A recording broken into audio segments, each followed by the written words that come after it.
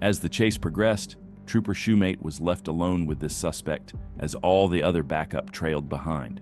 But even Trooper Shumate had lost distance from the suspect, still managing to keep him under sight.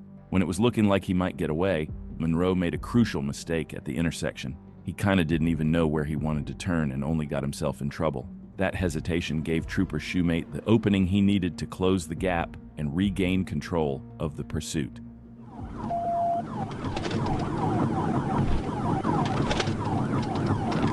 Looks like we're going to be going south on MLK.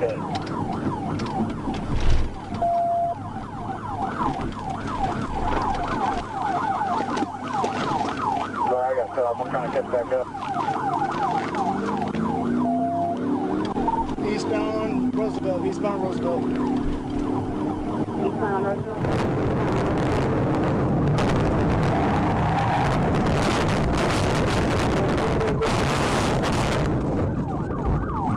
Rollover.